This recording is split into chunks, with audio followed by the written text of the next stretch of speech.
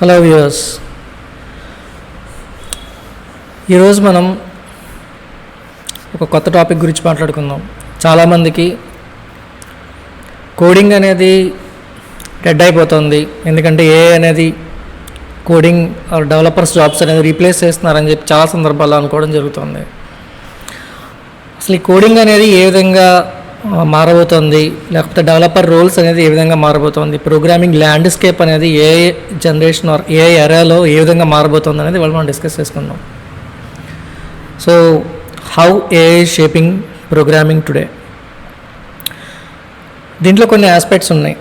చాలామందికి దీంట్లో development are developer roles అనేవి వ్యానిష్ అయిపోతాయనే ఒక ఫియర్ తోటి అసలు నెక్స్ట్ జనరేషన్లో ఏం నేర్చుకోవాలనే దాంట్లో ఎక్కువ కాన్సెప్ట్స్ ఆర్ కన్ఫ్యూజన్స్ అనేవి ఎక్కువ క్రియేట్ అవుతున్నాయి. దాన్ని మనం ఒక హర్డిల్ లాగా లేకపోతే ఒక రకమైన ఫియర్ లాగా తీసుకోకుండా పాజిటివ్గా థింక్ చేస్తే కనుక అసలు ఏఐ నుంచి మనం ఎలాంటి అడ్వాంటేజెస్ మనం గెయిన్ చేసుకుంటాం అనే దాని మీద బేస్ చేసుకుని, ఒకవేళ మీకున్న థాట్లో నెగిటివ్ థాట్స్ ఉంటే కనుక దాన్ని ఓవర్కమ్ చేయడానికి ఏ విధంగా ఈ పర్టికులర్ వీడియో ఉపయోగపడుతుంది అనేది ఆలోచించి ఈ టాపిక్ మీద డిస్కస్ చేయడం జరుగుతుంది. సో దీంట్లో ఫస్ట్ మనకు వచ్చేటప్పటికి మనం కొన్ని కాన్సెప్ట్స్, ఒక కీ కన్సిడరేషన్స్ ఏంటనేది చూద్దాం. దీంట్లో ఫస్ట్ మనం ఏం డిస్కస్ చేసుకుంటాం ఈ వీడియోలో అంటే, what AI programmatically really means, or ప్రోగ్రామింగ్లో అసలు ఏఐ అనేది ఏం చేస్తుంది, and how AI is making coding easier and more accessible, and what is the impact of the AI. ఈ 3 పాయింట్స్ ఆర్ 3 కన్సిడరేషన్స్ని మనం ఈ వీడియోలో చూడబోతాం. ఈ వీడియోని స్కిప్ చేయకుండా చివరి వరకు చూడండి. లాట్ ఆఫ్ నోట్స్ని తీసుకోవడానికి ట్రై చేయండి. సో ఇంకా మనం టాపిక్లోకి వెళ్తే, what AI in programming really means. అసలు ప్రోగ్రామింగ్లో ఏఐ యొక్క పాత్ర ఏంటి, ఎలాగ మనకు ఉపయోగపడుతుంది, దాన్ని ఏ విధంగా ఒక రకమైన టూల్ లాగా లేకపోతే సాధనంలాగా లేకపోతే ఒక వెపన్ లాగా ఎలా వాడుకోవచ్చు అనేది ఇంపార్టెంట్. చాలా సందర్భాల్లో డెవలపర్స్ అనేవాళ్ళు చేస్తున్న మిస్టేక్ ఏంటి అంటే, వాళ్ళు కోడ్ అనే దాని గురించి ఈ కాలంలో థింక్ చేయకుండా డైరెక్ట్గా కోడ్ని కాపీ పేస్ట్ చేద్దామని ట్రై చేస్తున్నారు. ఆల్రెడీ ఎగ్జిస్టింగ్గా మనం స్టాక్ ఓవర్ఫ్లోనో లేకపోతే గూగుల్ నుంచో ఎక్కడి నుంచో తీసుకుని వచ్చి కోడ్ని మ్యానిపులేట్ చేసి ట్రై చేస్తూ ఉంటాం. కోడ్ని ఎక్కడి నుంచి తీసుకొచ్చినా సరే, అది చాట్‌జీపీటీ నుంచి మీరు కోడ్ జనరేట్ చేసి తీసుకొచ్చినా, లేకపోతే ఆల్రెడీ ఎగ్జిస్టింగ్గా ఉండే కొన్ని కోడింగ్ ఫారమ్స్ నుంచి తీసుకొచ్చిన, ప్రాబ్లం ఏంటి అంటే ఫండమెంటల్ లెవెల్లో కోడ్ యొక్క సింటాక్స్ కానీ ఆ ప్రోగ్రామింగ్ లాంగ్వేజ్కి సంబంధించిన ఫండమెంటల్ ఆస్పెక్ట్ మీకు కనుక అవగాహన లేకపోతే బ్లైండ్గా కోడ్ని తీసుకొచ్చి మీరు ప్లేస్ చేయడం వలన ప్రొడక్షన్ లెవెల్లో దానివల్ల చాలా ప్రాబ్లమ్స్ క్రియేట్ అవుతాయి. అది ఏఐ ఉపయోగించినా జరుగుతుంది, ఏఐ ఉపయోగించకపోయినా జరుగుతుంది. So essentials, core programming fundamentals కానీ లేకపోతే దాన్ని ఎలా డెవలప్ చేయాలనే దాని మీద పూర్తిగా అవగాహన ఉండి, దాన్ని బేస్ చేసుకుని ఏదైనా కోడ్ని మీరు యూజ్ చేసుకుంటే రీయూజ్ చేసుకుంటే, కోడ్ని కాపీ పేస్ట్ చేసినా సరే ఎక్కడ మార్చాలనే విషయం తెలుస్తుంది, లేకపోతే దీన్ని ఇంకా ఏ విధంగా రీస్ట్రక్చర్ చేయొచ్చు అనే విషయం తెలుస్తుంది. సో అందుగురించి ఏఐ అనేదాన్ని మనం ఒక కో పైలట్ కింద కన్సిడర్ చేయాలి తప్ప రీప్లేస్మెంట్ కింద కన్సిడర్ చేయొద్దు. అండ్ మనం చేయాల్సిన ప్రాజెక్ట్లో ఉండే మాడ్యూల్స్ కానీ లేకపోతే దాని యొక్క రిక్వైర్మెంట్స్ కానీ కంప్లీట్గా మనకు మాత్రమే తెలుస్తాయి. దాని కంప్లీట్ కాంటెక్స్ట్ ఏఐకి ఇచ్చేయడం అనేది అంత ఈజీ కాదు. అండ్ దానికి తగ్గట్టుగా కోడ్ అనేది కంప్లీట్గా జనరేట్ చేయడం అనేది, చేసిన దాంట్లో వాల్యుబుల్గా దాని యొక్క యాజ్ ఇట్ ఈస్గా దాన్ని వాడతామని చెప్పి రూల్ లేదు. కాబట్టి దీంట్లో ఈ బేసిస్ మీద ఫండమెంటల్గా మీరు ఏఐని కో పైలట్ కింద వాడాలి అనే బేసిస్ మీద ఈ 4 పాయింట్స్ మనం కన్సిడర్ చేసుకోవచ్చు. ఏ విధంగా integration of AI in software development, అంటే ఏఐని ప్రోగ్రామింగ్లో ఎలా వాడచ్చు అంటే ఒక సాఫ్ట్వేర్ డెవలప్మెంట్లో ఒక ఇంటిగ్రేట్ చేసుకోవడానికి ఉపయోగపడుతుంది. ఎట్లా, నేను చెప్పినట్టుగా దాంట్లో మీరు కొన్ని పర్టికులర్ మాడ్యూల్లో ఎలా డెవలప్ చేయాలని మీకు డౌట్ వచ్చింది, దాన్ని ఉపయోగించుకుని మీరు దాంట్లో కొంత కోడ్ని రీజనరేట్ చేయండి అని చెప్పి అడిగిన దాన్ని తీసుకొచ్చి మళ్ళీ ప్లేస్ చేయడం, దాంట్లో మళ్ళీ తిరిగి రిఫైన్మెంట్ మీరు మీ రిక్వైర్మెంట్ తగ్గట్టుగా చేసుకోవాల్సిన అవసరం ఉంటుంది. సెకండ్ది, మీరు కొన్ని ఏఐ టాస్క్ కొన్ని కోడింగ్ టాస్క్స్ మీరు కావాలి అంటే కనుక ఏఐని ఉపయోగించుకుని అసిస్టెంట్ కింద వాడుకుని చేయొచ్చు. Like code interpretation or code generation కానీ, లేకపోతే సింటాక్స్ వెరిఫికేషన్స్ కానీ, లేకపోతే డీబగ్గింగ్ కానీ, ఇలాంటి విషయాల మీద మీరు కావాలంటే దాని యొక్క హెల్ప్ తీసుకోవడానికి అవకాశం ఉంటుంది. And more over development process, ఏదైతే డెవలప్మెంట్ ప్రాసెస్ ఉంటుందో ఆ డెవలప్మెంట్ ప్రాసెస్ని స్ట్రీమ్ లైన్ చేయడానికి పనికొస్తుంది. అంటే చాలా సందర్భాల్లో స్టాండర్డ్స్ ఫాలో అవ్వం, బట్ మన స్టాండర్డ్స్ అనేవి ప్రాపర్గా ఉన్నాయా లేదా, లేదా ఆటోమేటెడ్ కామెంట్ ఎంట్రీ ఇవ్వాలి అనుకుంటున్నారు. సో మోర్ ఇంట్యూటివ్గా డాక్యుమెంటేషన్ క్రియేట్ చేయాలనుకుంటున్నారు ఆ కోడ్లో. అలాగే ఎగ్జిస్టింగ్గా ఉండే కోడ్ లెంతీగా ఉంది, దాన్ని ఇంకా మనం తిరిగి ఆప్టిమైజ్ చేయాలనుకుంటున్నారు. ఇలాంటి చిన్న చిన్న ప్రాసెస్లు అన్నింటినీ కూడా మనం ఇంటిగ్రేట్ చేసుకుని ఆ స్ట్రీమ్ లైన్ చేయడానికి ఈ ఏఐని కోపైలట్ కింద మీరు వాడుకోవచ్చు. అండ్ మీరు లెంతీగా రాసే కోడ్స్ కానీ, లేకపోతే చాలా ఎక్కువ టైం పట్టే కోడ్స్ కానీ, మీరు కూర్చొని ఆలోచించుకుని లైన్ బై లైన్ రాసుకునే టైం అనేది ఈ కాలంలో రెడ్యూస్ అవుతుంది. దాని దగ్గర మాత్రం డెఫినెట్గా మనం ఏఐని అప్రిషియేట్ చేయాల్సిన అవసరం ఉంది. ఎందుకంటే ఒకప్పుడు మీరు ఒక పర్టికులర్ లాజిక్ రాయాలి అంటే first of all you need to think about that logic. కానీ ఇప్పుడు ఉన్న సిచ్యువేషన్లో ఏమవుతుంది అంటే మీరు న్యాచురల్ లాంగ్వేజ్లో కొరీని అడుగుతున్నారు, దాని తగ్గట్టుగా అది కోడ్ జనరేట్ చేసిస్తుంది. అండ్ ఒకవేళ ఆ కోడ్ అనేది మీకు అంత ఎఫిషియెంట్గా అనిపించకపోతే మళ్ళీ మీరు రీజనరేట్ చేసే అవకాశం ఉంది. ఫైనల్గా దాని అవుట్కమ్ అనేది ఫ్రాక్షన్ ఆఫ్ సెకండ్స్లో మీ ముందర ఉంటుంది. దాన్ని తీసుకెళ్ళి మీరు ఎగ్జిస్టింగ్గా ఉండే డెవలప్మెంట్లో ఒక మాడ్యూల్లో ఎక్కడొక్కడ ప్లేస్ చేసుకుంటున్నారు, ఆర్ ప్లేస్ చేసుకునే అవకాశం ఉంటుంది. దాన్ని తిరిగి ఎగ్జిక్యూట్ చేసుకుని దాంట్లో ఏమైనా బగ్స్ ఉంటే కనుక రిఫైన్ చేసుకుంటారు. ఒకవేళ బగ్స్ని కూడా తీసుకొచ్చి కావాలంటే ఏఐకి ఇస్తే it will also rectify the bugs and again it will regenerate the code. So ఈ ఫీచర్స్ అనేది దాన్ని ఉపయోగించుకోవడం వల్ల ఏమవుతుందంటే ప్రొడక్టివిటీ, అంటే మీకు ఎక్కువ టైం అనేది రెడ్యూస్ అవుతుంది, ఎక్కువ డెవలప్మెంట్ టైం అనేది రెడ్యూస్ అవుతుంది, డీబగ్గింగ్ టైం అనేది రెడ్యూస్ అవుతుంది. ఇంకా సెకండ్ ఆస్పెక్ట్ అనేది how AI is making code easier and accessible. దీంట్లో మనం స్టేజెస్ చూద్దాం. అంటే సాఫ్ట్వేర్ డెవలప్మెంట్ ప్రాసెస్ చేసుకుంటే వేరే స్టేజెస్ ఉన్నాయి. నేను దాంట్లో కొన్నిటిని మాత్రమే దీంట్లో కీ ఏరియాస్ని మాత్రమే ఫోకస్ చేయడానికి ట్రై చేస్తున్నాను. అంటే ఎక్కడెక్కడ మీరు ఏఐని ఎఫిషియెంట్గా ఉపయోగించుకోగలుగుతారనే దాంట్లో ఫస్ట్ వన్ డిజైనింగ్. ఈ డిజైనింగ్ అనే దాంట్లో ఫస్ట్ వన్ ఏంటంటే ర్యాపిడ్ ప్రోటోటైప్ అండ్ డెవలప్మెంట్. యాక్చువల్గా ప్రోటోటైప్ అంటే డిజైన్ చేసేటప్పుడు మీరు మాకప్ స్క్రీన్స్ తయారు చేయాల్సి వస్తుంది. దాంట్లో ఎలాగ తయారు చేయాల్సి వస్తుంది, ప్రతి విండోలోనూ ఏ పర్టికులర్ ఆప్షన్స్ ఇంక్లూడ్ చేయాలి, మన మాడ్యూల్ ఇంటెంట్ ఏంటనేది మీరు చెప్పి దాని తగ్గట్టుగా దానికి సంబంధించిన మాడ్యూల్స్ ఏంటనేది చెప్పి దాని తగ్గట్టుగా మాకప్ స్క్రీన్లో ఏ ఆప్షన్స్ని ఎలా పెట్టాలి అని చెప్పడంలో ఏం వాడుకోవచ్చు. లేదా ఇప్పుడు ఇమేజ్ జనరేషన్ సాఫ్ట్వేర్స్ వచ్చాయి కాబట్టి దాన్ని ఉపయోగించుకుని మాకప్ స్క్రీన్స్ని మనం జనరేట్ చేసుకోవచ్చు. సో ఈ ప్రోటోటైపింగ్ అనేది కొంచెం ఫాస్ట్గా మనం తయారు చేయడానికి ఛాన్స్ ఉంటుంది. ఎందుకంటే రిక్వైర్మెంట్స్ని గ్యాదర్ చేసిన తర్వాత ఒక ఇనీషియల్ మాకప్ స్క్రీన్స్ని డిజైన్ చేయడానికి ఎక్కువ టైం పడుతుంది. కాబట్టి ఆ పర్టికులర్ టైంని మీరు రెడ్యూస్ చేయడానికి ఛాన్స్ ఉంది ఇక్కడ. సెకండ్ స్టేజ్ డెవలప్మెంట్లో. ఈ డెవలప్మెంట్ యాక్టివిటీస్ కనుక మీరు అబ్జర్వ్ చేస్తే దాంట్లో చాలా స్టేజెస్ మనం దాన్ని వాడుకోవచ్చు. ఒకటి కోడ్ సజెషన్స్. నేను ఇందాక చెప్పినట్టుగా ఈ పర్టికులర్ కోడ్ ఇలా ఉంది, దీంట్లో నేను ఈ కోడ్ని ఇలా కాకుండా నేను ఇంకోలా రాయడానికి ఛాన్సెస్ అయినా ఉన్నాయా, దీనికన్నా బెటర్ అప్రోచ్ అయినా ఉందా అని చెప్పుకోవడానికి. లేకపోతే రెండోది కొంతవరకు కోడ్ ఇచ్చి దాన్ని ఆటో కంప్లీషన్ చేయడానికి మీరు దాన్ని వాడుకోవచ్చు. అలాగే నెక్స్ట్ వన్ కోడ్ జనరేషన్. కంప్లీట్గా ఒక పర్టికులర్ మాడ్యూల్ అంతటిని క్లియర్గా ఎక్స్ప్లెయిన్ చేసి లేదా ఈ టాపిక్లో ఇది జరగాలి అని చెప్పి దాన్ని కంప్లీట్గా ఎక్స్ప్లెయిన్ చేయడానికి ఛాన్స్ ఉంటుంది. కాబట్టి కోడ్ జనరేషన్ అనేది కూడా మీరు కోడ్ జనరేషన్ దగ్గర కూడా దీన్ని వాడుకోవడానికి ఛాన్స్ ఉంది. Moreover code optimization. ఇందాక చెప్పినట్టుగా కోడ్ అనేది మనకి లెంతీగా ఉండడానికి ఛాన్సెస్ ఉన్నాయి, లేకపోతే ఎఫిషియెంట్ లాజిక్ పైన రాసి ఉండకపోవచ్చు, లేకపోతే ప్రాపర్గా మనం దాన్ని ఇండెంటేషన్ మెయింటైన్ చేసి ఉండకపోవచ్చు. సో లేకపోతే ఒక పర్టికులర్ లాంగ్వేజ్లో నేను ఇచ్చిన దాన్ని వేరే లాంగ్వేజ్లోకి ట్రాన్స్లేట్ చేయాల్సిన, అదే లాజిక్ని వేరే లాంగ్వేజ్లోకి ట్రాన్స్లేట్ చేయాల్సిన అవసరం రావచ్చు. సంథింగ్ మీరు ఒక ప్రోగ్రామ్ని పైథాన్లో రాశారు, దాన్ని జావాలోకి కన్వర్ట్ చేయాలి, లేకపోతే దాన్ని జావాలో రాశారు, లేకపోతే సంథింగ్ ఏదో సి లాంగ్వేజ్లో కన్వర్ట్ చేయాలి. దాని ఈక్వలెంట్ సింటాక్స్ మీకు తెలియపోయినప్పటికీ కూడా, ఒకవేళ మీరు పైథాన్లో బాగా ఎఫిషియెంట్ ఆర్ ఎక్స్పర్ట్ అయి ఉన్నప్పటికీ C++లో మీకు అంత ఎక్స్పర్టీస్ లేకపోయినా సరే ఈ లాజిక్ మనం ఈజీగా దాంట్లో కన్వర్ట్ చేయడానికి అవకాశం ఉంటుంది. అలాంటి చోట మనం దీన్ని కోపైలట్ కింద వాడుకోవడానికి అవకాశం ఉంది. ఇది ఎంత అద్భుతమైన విషయం మనకి. So integration with development environments, IDEs మనం వాడుతూ ఉంటాం, ఇంటిగ్రేటెడ్ డెవలప్మెంట్ ఎన్విరాన్మెంట్ వాడుతున్నాం. దాంట్లో ఆల్రెడీ VS Code లాంటి వాటిల్లో ఆల్రెడీ మైక్రోసాఫ్ట్ లాంటి వాళ్ళు కోపైలట్ని ఇంట్రడ్యూస్ చేశారు. సో ఇలా డెవలప్మెంట్ ఎన్విరాన్మెంట్లో కోపైలట్ని ఇంట్రడ్యూస్ చేయడం వల్ల ఇప్పుడు నేను ఆల్రెడీ ప్రీవియస్గా చెప్పిన డెవలప్మెంట్ స్టేజెస్లో కానీ, లేకపోతే డిజైన్ స్టేజ్లో కానీ, లేకపోతే డీబగ్గింగ్ స్టేజ్లో కానీ, ఇలాంటి అన్ని స్టేజ్లో డిప్లాయ్మెంట్ స్టేజ్లో కానీ చాలా ఈజీగా మనం ఈ ఏఐని సపోర్ట్ తీసుకోవడానికి ఛాన్సెస్ ఉంటాయి. నెక్స్ట్ సపోర్ట్ తీసుకుంటే ఇంకా బాగా ఎఫిషియెంట్గా ఉపయోగపడే ఏరియా ఇంకొకటి ఏంటి అంటే quality assurance, testing and debugging and testing దగ్గర. చాలా సందర్భాల్లో మనం టెస్ట్ కేసు ప్రిపేర్ చేయాలన్నా సరే మనం ఇచ్చిన దానికి మన టెస్ట్ కేసెస్కి చాలా రకాల థాట్ ప్రాసెస్ చేయాల్సి వస్తుంది.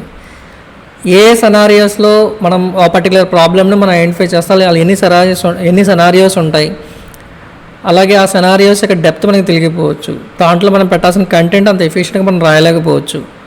కాబట్టి ఈ టెస్ట్ కేస్ ప్రిపరేషన్ దగ్గర నుంచి, test plan, test case preparation దగ్గర నుంచి ఆ టెస్ట్ స్క్రిప్ట్ రాసే వరకు కూడా మనం దాన్ని ఆటోమేటెడ్గా టెస్ట్ స్క్రిప్ట్స్ రాసే దగ్గర కూడా మనం దాన్ని హెల్ప్ తీసుకోవడానికి అవకాశం ఉంటుంది. అక్కడ కూడా నేను చెప్పినట్టుగా టెస్ట్ ఇంజనీర్స్ ఎవరైతే దాని మీద వర్క్ చేస్తూ ఉంటారో ఆర్ క్యూఏ ఇంజనీర్స్, అది కూడా వాళ్ళ యొక్క టైం అనేది, ప్రొడక్టివిటీ అనేది పెరుగుతుంది, టైం అనేది రెడ్యూస్ అవుతుంది. అండ్ తొందరగా మనకి ఈజీగా ప్రొడక్ట్ని ఈజీగా డీబగ్గింగ్ చేసే టైం కూడా, డీబగ్గింగ్ చేసి దాన్ని కోడ్ ఫిక్సెస్ని తర్వాత దాన్ని తిరిగి డిప్లాయ్మెంట్ చేసే స్టేజ్ దగ్గర కూడా దాని ఫ్లెక్సిబిలిటీస్ అనేవి క్రియేట్ అవుతాయి. ఇప్పుడు ఏ ప్రాసెస్ అనేది అబ్జర్వ్ చేస్తూ ఉంటే కనుక మీ యొక్క జాబ్ యొక్క వర్క్ ఏమవుతుందంటే ఫ్లెక్సిబిలిటీ క్రియేట్ అవుతుంది తప్ప మిమ్మల్ని రీప్లేస్ చేయడానికి మాత్రం దీన్ని వాడుకోవడం అనేది కరెక్ట్ కాదు అక్కడ. ఎందుకంటే హ్యూమన్ ఇంటర్వెన్షన్ లేకుండా ఈ జాబ్స్ అనేవి అయిపోతాయని మాత్రం అనుకోవడానికి ఛాన్స్ లేదు. ఎందుకంటే అక్కడ క్రియేటివిటీ అండ్ ఇన్నోవేషన్ అనేది మోర్ పిక్చర్లోకి వస్తుంది. దాన్ని ఎన్హాన్స్ చేయడానికి మాత్రమే ఏ ఉండాలి తప్ప రీప్లేస్మెంట్ కోసం మనం ఏ వస్తుందని చెప్పి కంగారు పడిపోవడం అనేది ఉపయోగం లేదు. అలా అని చెప్పి కోడింగ్ నేర్చుకోవాల్సిన అవసరం లేదనేది ఒక మిస్అండర్స్టాండింగ్ అవుతుంది. కోడింగ్ యొక్క ల్యాండ్స్కేప్ మారింది తప్ప, లేకపోతే మనం చేసే యాక్టివిటీస్, డెవలప్మెంట్ యాక్టివిటీస్ యొక్క ల్యాండ్స్కేప్ మారింది తప్ప చేయాల్సిన యాక్టివిటీస్లో మార్పు లేదు. అలాగే ఆ రిసోర్సెస్ యొక్క క్యాపబిలిటీస్, వాళ్ళకు ఒక ఎడిషనల్ ఫ్యాకల్టీ యాడ్ అయింది. మనకి ఎలాగైతే 6th సెన్స్ అంటామో అలాగైతే ఒక 7th సెన్స్ కింద, 8th సెన్స్ కింద లెక్కేసుకోవడానికి ఛాన్స్ ఉంది అక్కడ మనకి. కాబట్టి మనకు ఒక ఫ్యాకల్టీ, ఎడిషనల్ ఫ్యాకల్టీ అనేది మనకి యాడ్ అయింది ఇక్కడ. ఇప్పుడు ఆ విధంగా థింక్ చేస్తే కనుక దీంట్లో మనకి అడ్వాంటేజెస్ కనిపిస్తుంది తప్ప లిమిటేషన్స్ అనేవి చాలా తక్కువ ఉంటాయి. ఇది లేనిపోని భయాలని పక్కన పెట్టి దీన్ని ఎఫిషియెంట్గా వాడడానికి ఎలా వాడాలి అని నేర్చుకోవడం వలన మీ యొక్క కెరీర్లో గ్రోత్ కనిపిస్తుంది. అలాగే మీరు మీ యొక్క కంపెనీస్లో మీరు ఒక efficient or high performance resource కింద మారడానికి ఛాన్స్ ఉంటుంది.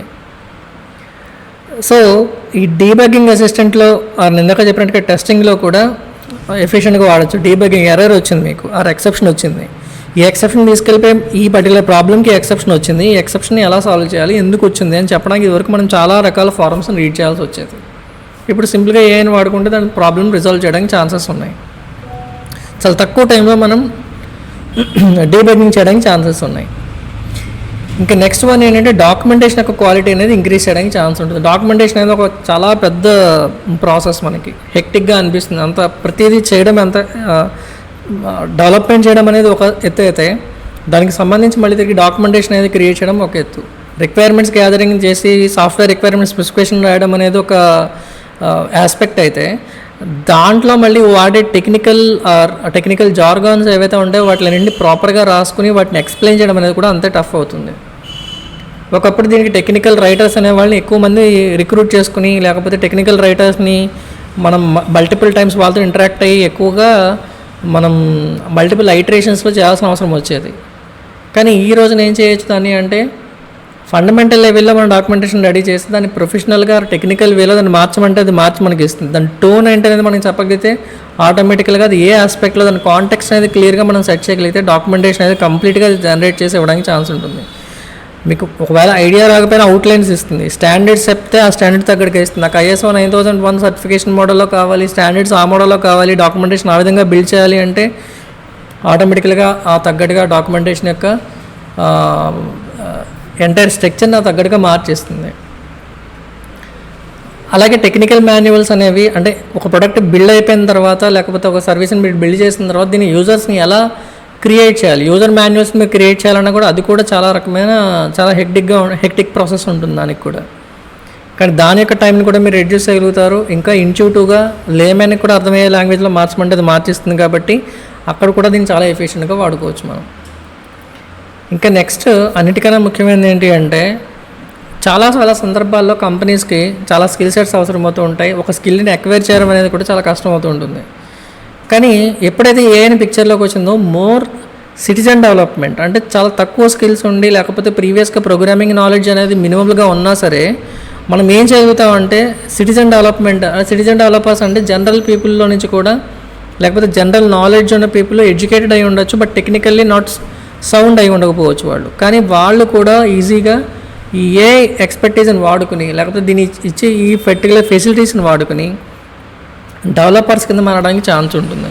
వాళ్ళ కెరియర్ని ఫండమెంటల్గా ఏఐని బేస్ చేసుకుని క్రియేట్ చేసుకోవడానికి ఛాన్సెస్ ఉంటాయి. కాబట్టి ఈ రోజుల్లో డిజిటల్ లిటరసీ అనేది ఎంత ఇంపార్టెంటో ఆ డిజిటల్ లిటరసీతో పాటు ఏఐ లిటరసీ కూడా అంతే ఇంపార్టెంట్ అవుతుంది, సిగ్నిఫికెంట్గా ఉంటుంది.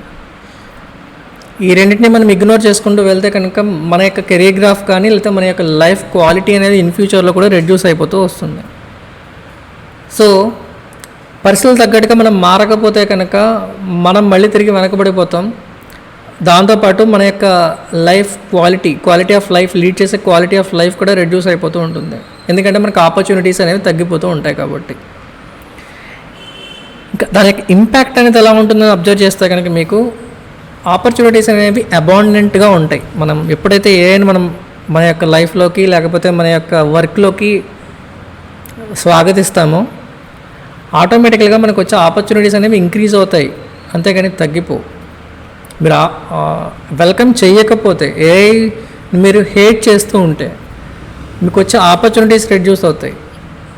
కానీ మీరు కరెక్ట్గా ఆలోచిస్తే మీకు అబాండెన్స్ క్రియేట్ అవుతుంది. మీరు ఇంతవరకు లేని కొత్త ఐడియాని క్రియేట్ చేయడానికి ఛాన్స్ ఉంటుంది, ఐడియాని తిరిగి ఇంప్రూవైజ్ చేయడానికి ఛాన్స్ ఉంటుంది.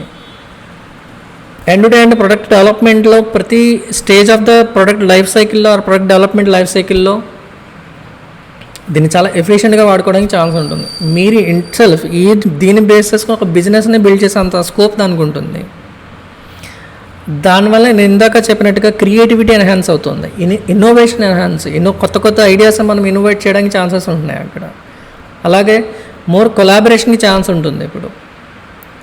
And next one personal growth. Already నేను చెప్పాను, మనకి ఇండిపెండెంట్గా మనం కూడా గ్రో అవ్వడానికి చాలా స్కోప్ అనేది క్రియేట్ చేసింది అది. అబాండెంట్గా పాసిబిలిటీస్ అంటే ఒకటే మోడల్లో మనం మల్టీ డైమెన్షనల్ థింకింగ్ లేకుండా సింగిల్ డైమెన్షన్లో లేకపోతే లిమిటెడ్ రిసోర్సెస్లో లిమిటెడ్ థాట్ ప్రాసెస్లో ఉండకుండా ఒక గ్లోబల్ నాలెడ్జ్ సోర్స్ నుంచి మనం ఈజీగా ఒక కొత్త థాట్ ప్రాసెస్ని డిరైవ్ చేయడానికి ఛాన్సెస్ క్రియేట్ అవుతున్నాయి. కాబట్టి పాసిబిలిటీస్ అనేవి ఎన్హాన్స్ అవుతున్నాయి. అలాగే లిమిట్లెస్గా పాసిబిలిటీస్ అనేవి మన దగ్గరికి వస్తాయి. అండ్ సాఫ్ట్వేర్ డెవలప్మెంట్ అనేది ఇదివరకు ఎలా ఉండేది అంటే పర్టికులర్ కోర్స్ చేసిన వాళ్ళు లేకపోతే ఇన్నాళ్ళు దాని మీద ఎక్స్పర్టీస్ గెయిన్ చేసిన వాళ్ళు లేకపోతే పర్టికులర్ ఇంజనీరింగ్ బ్యాక్గ్రౌండ్ ఉండాలని చెప్పి లేకపోతే పిహెచ్డీస్ అవ్వాలో అలా అని కొన్ని రిస్ట్రిక్షన్స్ అనేవి మనకు ఇంపోజ్ చేసి ఉన్నాయి. కానీ ఈ ఏఐ అనేది రావడం వల్ల ఇంపాక్ట్ ఎలా అవుతుంది అంటే సోషల్ పరంగా ఇంపాక్ట్ ఎలా క్రియేట్ అవుతుంది అని అంటే కనుక అది డెమోక్రటైజేషన్ అనేది క్రియేట్ అవుతుంది. సాఫ్ట్వేర్ డెవలప్మెంట్ అనేది డెమోక్రటైజ్ అవుతుంది ఇప్పుడు దీనివల్ల. అంటే anybody can code ABC, anybody can code or anybody can develop or anybody can gain the knowledge and improve their skills. ఈ టాపిక్ ఆ టాపిక్ అనేది సంబంధం లేకుండా మనం ఏ టాపిక్ అయితే ఇంట్రెస్ట్ అయితే ఉందో ఆ టాపిక్లో మనం దాన్ని యూస్ చేసుకోవడానికి మనకి ఛాన్స్ని ఇచ్చింది. మనం మాట్లాడుకున్న ఈ టాపిక్ సాఫ్ట్వేర్ డెవలప్మెంట్కి సంబంధించింది కాబట్టి సాఫ్ట్వేర్ డెవలప్మెంట్ అనేది కూడా ఆ సాఫ్ట్వేర్ ఇండస్ట్రీ అనేది కూడా ఎక్కువగా మనకి గ్లోబల్గా బూమింగ్ ఉన్న సందర్భంలో దాన్ని డెమోక్రటైజ్ చేసుకునే అవకాశం కూడా మనకు వచ్చింది. ఇందాక నేను చెప్పినట్టుగా సిటిజన్ డెవలపర్స్ అనేవాళ్ళు ఎక్కువ మంది క్రియేట్ చేయడానికి ఛాన్స్ ఉంటుంది. సో ఓవరాల్గా మనం సమ్మరైజ్ చేసుకుంటే ఏఐని మనం తీసుకొచ్చి కోడింగ్లోకి ఇంటిగ్రేట్ చేయడం వల్ల ఆర్ ప్రోగ్రామింగ్ అనే దాంట్లోకి ఇంట్రడ్యూస్ చేయడం వల్ల ప్రోగ్రామింగ్ ల్యాండ్స్కేప్లో చేంజెస్ వస్తాయి తప్ప ప్రోగ్రామర్స్ కానీ లేకపోతే డెవలప్మెంట్ రోల్స్కి సంబంధించిన జాబ్స్ కానీ వ్యానిష్ అయిపోతాయని దీంట్లో రూల్ లేదు. వ్యానిష్ ఎప్పుడవుతాయి అంటే ఎవరైతే డెవలపర్స్ ఎగ్జిస్టింగ్గా ఉన్నవాళ్ళు వాళ్ళ స్కిల్స్ని ఏఐకి ఇంటిగ్రేట్ చేసుకోకుండా ఆ ఏఐని కలుపుకోకుండా మీరు కంటిన్యూ చేద్దామని అనుకుంటారో అప్పుడు మీ యొక్క కెరీర్ అనేది కష్టాల్లో పడడానికి ఛాన్స్ ఉంటుంది. కాబట్టి ఈ రియలైజేషన్ తోటి మీరు కనుక మీ ఏ యొక్క జర్నీని ఈ రోజు నుంచి మీరు దాన్ని కరెక్ట్గా ఆలోచించి అన్ని భయాల్ని పక్కన పెట్టి దీన్ని ఏ విధంగా ఇంకా మనం ఉపయోగించుకోగలుగుతాం అనేది ఫోకస్ చేస్తే మీకు ఫ్యూచర్లో దాని యొక్క గ్రోత్ అనేది ఎక్స్పోనెన్షియల్గా ఉంటుంది. సో ఇంకా దీని మీద మీకు ఏమైనా డౌట్స్ ఉంటే కనుక ఈ వీడియోలో ఇచ్చిన ఒక ఫామ్ లింక్ని ఫిల్ చేసి మీ డౌట్స్ని అడగచ్చు. నచ్చితే కనుక 10 మందికి షేర్ చేయండి, లైక్ చేయండి. Thanks for watching.